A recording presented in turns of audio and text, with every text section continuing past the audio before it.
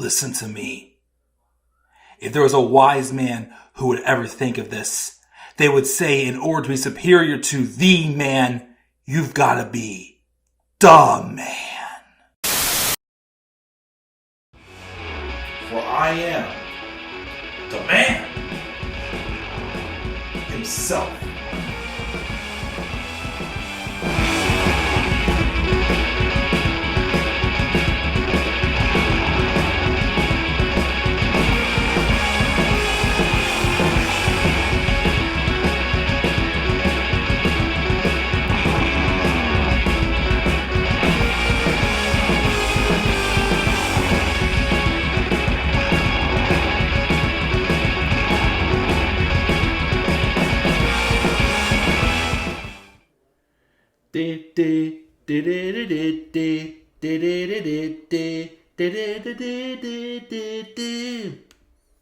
For those who remember back, I think it was 2019, when I used to rant on the push of Lacey Evans.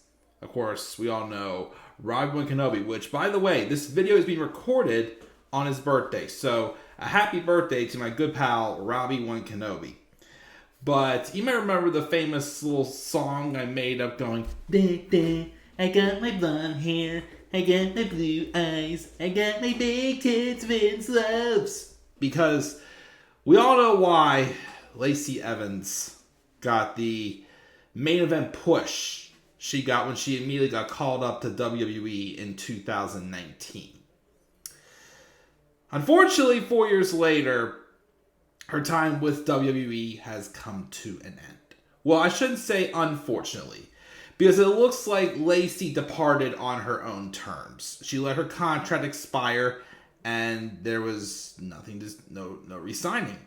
Or even was a contract even offered, because since she came back from having her second child, WWE seemed like she did not have like any direction for her. They just couldn't figure her out. One week she was a face, then she was a heel, and all of a sudden she's coming out to back to basics, and she's coming out in like a Sergeant Slaughter ripoff, going out, standing on the ropes, going, "Stand up and salute me!" And of course, we sadly will never get that dream Wrestlemania match between Lacey Evans and Charlotte Flair that Vince McMahon wanted so badly. And it was going to happen in 2021 at WrestleMania 37. It was going to happen. It was going to happen. I tell you that right now. But of course, why are we all here? What's going on, guys? This is the Club with the Man 1993. And we have some WWE news to briefly talk about. As this past week, as of August the 15th, which was Wednesday, Macey Estrella, or now she's calling herself Limitless Macey, formerly known as Lacey Evans, had departed from WWE. And it looks like it was not a release, it was just her contract expired, and they agreed to part ways. Which, I'm not kind of surprised. Especially also, well, I was hearing rumors, and so far, none have happened. Knock on wood. Knock on wood, none have happened. But there were rumors that there were going to be some releases once the WWE sale went through. I heard there was going to be releases happening before July the 1st. That didn't happen. But as of now, this is the only departure I've heard of that's happened with WWE. And you watch, it'll probably be like 15 in the next like 2 days. Hope it doesn't happen. Hopefully not. But anyways. So Lacey Evans. Well, let's talk about the story of Lacey Evans. Again, as I said at the beginning of this review. Well, first, a little positive side. I did feel if you would have given it time, the season out, the whole Sassy Southern Belle gimmick, I think over time could have worked. The problem though I still think they called Lacey up too soon. I don't think she was ready for the main roster. I think she really only did like a mini feud with like Kairi Sane, I think. She wasn't in NXT for too long. Heck, to be honest, her gimmicks changed up a lot. Because she was originally supposed to debut with the Forgotten Sons. I think, because they were going to do the Forgotten Sons, if you guys remember them, Blake, Wesley Blake, Steve Cutler, and Jackson Riker. She was really supposed to be part of them. But then I forgot what happened with that, but she ended up going solo, having a singles run. She was called up whenever WWE was pressing that reset button at the end of 2018. Of course, she didn't debut for months. Well, she had her first main roster appearance as number 1 in the 2019 Women's Rumble. And then, of course, up till WrestleMania, they had her just like coming out, walking down the ramp, turning around, and walking away. And then finally, Becky Lynch broke that. And they had her feud with Becky Lynch. Now, again, that's obviously, these were the days whenever where it was so obvious that Vince McMahon always pushed the women who had the blonde hair, the blue eyes. And basically the ones that, as I always said, the ones that I believe that he wished he could write himself into storylines with, which I always thought was awkward. And of course, 2022 came around and what happened there, we're not going to go that far. Anyway, so they pushed her in the main event scene against the one who was probably the most overstar in the industry, Becky Lynch. You really think that was a good idea? Like, again, I thought that she knew how to play the sassy Southern Belle. But again, I think because they tried to put her in the main event scene right away with the women, it did not work. Because after that, she was pretty directionless. I mean, she went to SmackDown at the end of that year. They turned her face. She feuded with Bayley, and that feud was not good. Oh, God. I still remember Bayley was like holding a popsicle stick with her daughter's face on it or whatnot. She randomly turned heel during a karaoke segment, a contest with like Naomi and whatnot. I can't remember what it was, but yeah, it was a very like pitiful. It was actually a really horrible segment. One of the worst segments of the year, probably that year. And yeah, and then the obvious plan for WrestleMania 37. She was in this feud with Charlotte Flair, which they did wrestle a few times, like on like Raw or SmackDown. The couple times they wrestled, oh God, I'm sorry, their few matches were awful. They did not have good chemistry at all whatsoever. It may have been because, again, they called Lacey up too soon. Or again, it could be this thing where there's just some people that just don't have good chemistry together. It's unfortunate, but, it happens. But she was in the storyline where Ric Flair had some awkward thing going on with Lacey Evans, and Charlotte Flair, though, was the baby face in it. And right before, and because the storyline got dropped because Lacey got pregnant. And it was awkward because this was during a random tag match, and Lacey steps out, refuses to get tagged, and says, Charlotte, I can't wrestle you. You want to know why? I'm pregnant. And I remember there was the buzz, like, is she for real pregnant? Or is this, like, storyline-wise, Lacey's pregnant? Which would have been awkward in saying that Ric Flair is a child, which I'm pretty sure Vince McMahon probably pitched. Ric Flair would be the father of the child. And it was so awkward. But the obvious plan was they were going to have, because right before she got pregnant, she was supposed to wrestle Asuka at Elimination Chamber in 2021. And I'm pretty sure Lacey would have won the title there. And we would have had Lacey versus Charlotte at WrestleMania 37. And Charlotte would have won the title off of Lacey. That's what I'm pretty sure was going to happen. She was gone for a year. She came back right after WrestleMania 38. And they were trying to make her a babyface again at first with these like vignettes. And there was, I don't know, it's like there was times where like she would like talk about, like, I think it was like her father's mental health problems he had growing up or something like that. And the problem I guess I had with those is the fact that, I don't know, it's like they would have her do that for sympathy, get sympathy as a babyface, but then it's stuff like that where she would be like dissing on it as a heel. So like it was a lot of inconsistencies there.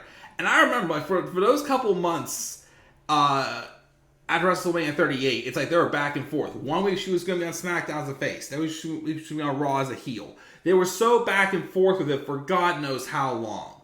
Then out of the blue, she went back to basics. And then she debuted the new character, which is basically like a female ripoff of Sergeant Slaughter. and she's walking around telling people, stand up and salute me, which to me kind of came across as a very unhumbled veteran. Like, why would you want someone we're supposed to respect that served our country being someone who we're supposed to hate? Like that, it wasn't working. Like anything, especially since she came back from her second child, nothing seemed to work. Because here's the rumors I'm hearing now. Apparently, the reason why Lacey chose not to resign was because she felt like there was a fight worth fighting outside the ring rather than in the ring, which she wants to start a diner, I've heard, and basically make a difference to other people and like not be on the road so much, be able to be around her daughters, and also kind of make a difference in other people's lives besides wrestling. Which, not a bad idea. It's a good idea to do, to contribute to society in other ways besides putting your body on the line in the ring. Only problem is Lacey, the message, there was a tweet she posted back in March, I think it was, or on an Instagram story, that got a lot of heat. And even I gotta be honest and say I wasn't the biggest fan of this either. She posted this tweet that said, how to fix 90% of anxiety and depression. And there were 7 things. Exercise hard and daily. Okay? Eat clean. Okay? Put purpose over pleasure. Okay? But then we have make a lot of money, stop overthinking, help others and be kind. Okay, that's a good one there too. But mind your own effing business. Your problems are much easier to solve than you think.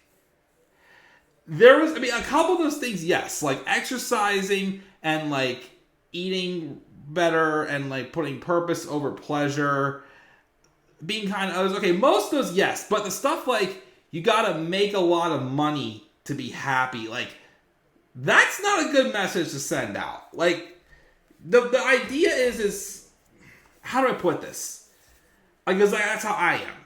I would rather do something that makes me happy rather than do something I hate but make a boatload of money. And I feel like that, like the way it came across in that message was she was basically saying like, oh, it's easy to overcome anxiety and depression. As someone who is like, I personally believe there is always going to be a time where you go through a stage of depression and a stage of anxiety. But there are definitely people out there, from people I've talked to, that deal with like a more severe case of it. And I always respectfully feel, I can't tell them I know how you feel.